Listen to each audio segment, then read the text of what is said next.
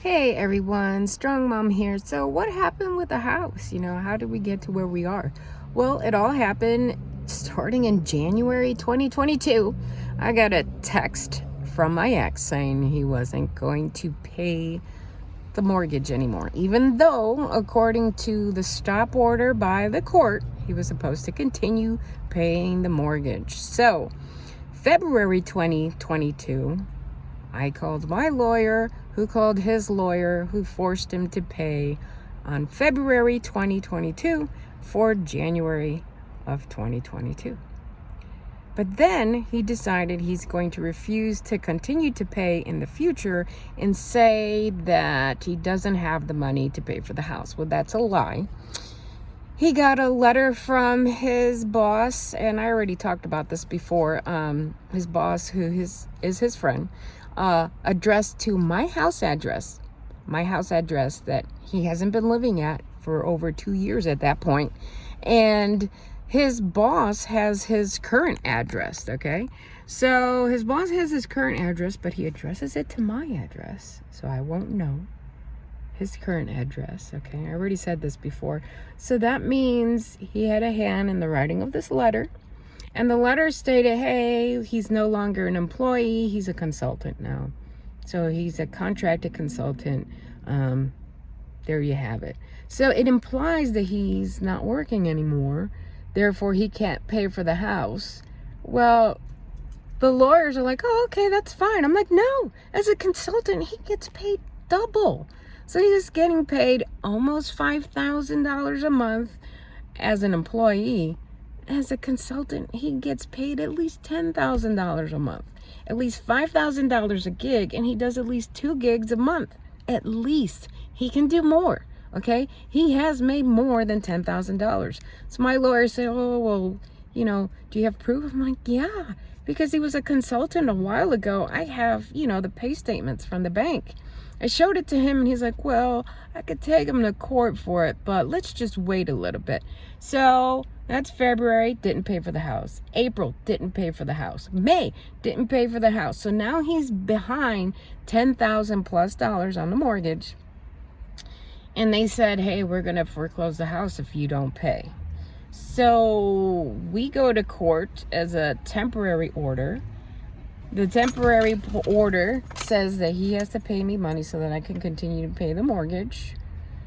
And I have the right to refinance the house. I believe I said this before in another video. So that's May 2022. I'm like, great. So I try to refinance the house. June 2022, no bank. I'm approved to refinance. But no underwriter will finish it because I'm not finally divorced. I need the final divorce decree. So I take that to my lawyer. Hey, I need to find a divorce decree. And he's like, oh, well, that's going to take a while. I'm like, well, I'm going to lose the house. I'm waiting to refinance. So I go back and forth with my lawyer, June 2022, all the way till August 2022. And I say, hey, by September, I'm supposed to refinance this thing, or else I have to put it up for sale.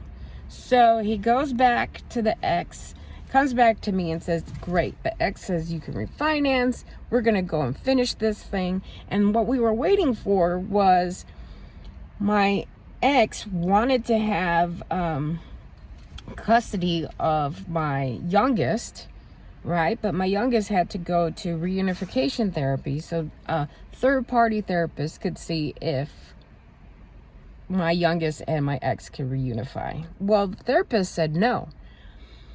So back to the moment here where my ex had already told my lawyer, great, she can refinance. Let's go ahead and get this done. My lawyer says, hey, he said we can refinance. What else do you want with this divorce so we can hurry up and get it done so you can move forward? I'm like, great. So I send him everything. Fast forward to a week after September 15th.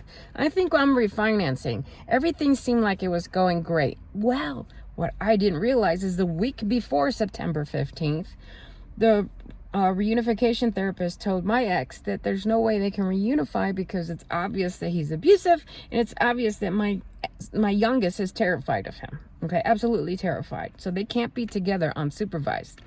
Ex is pissed off by that result, tells my lawyer that no, I can't refinance anymore, and now it's post the September 15th date, I have to sell. And he doesn't want to give me alimony. He doesn't want to give me child support. I have to pay for medical. I have to pay for college tuition. I have to pay for everything on my own.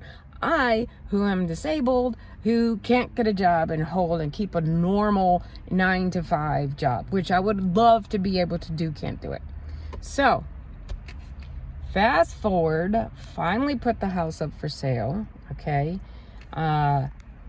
We're not at mediation and we're not divorced yet. So now we're trying to hurry up, and I'm like, dude, lawyer, let's go to court. I'm tired of this. The court will see everything that has transpired and realize this is not a good guy. He's, trying to snivel his way out of his responsibilities. Let's get this done. Well, not only that, but the ex is now blaming me for the fact that the house is in foreclosure. Now, he was supposed to give me money so I could pay on the house. Well, he never brought the house payment up. So the bank wouldn't accept any partial payments. So I had to wait for him to pay the house up so I could pay the house. And so I could pay the mortgage with the money that I have, the only money that I have, by the way, because that was my whole paycheck. And I couldn't do it because he didn't bring the house payment up. He didn't bring it, all those months he didn't pay, he didn't bring it up to completion. So that would be considered a partial payment, and banks don't take partial payments. So he's trying to bring me for foreclosure because I refused to pay during that time, when that's not the case. He had to pay that up. And then he acts like he didn't know that was the case. The man has had other houses before and knows they don't make partial payments. They don't take partial payments. They just don't do it, okay? Just like the time he tried to lie about me be responsible for his car tag expiring. He's trying to throw that on me. So that's where we are with the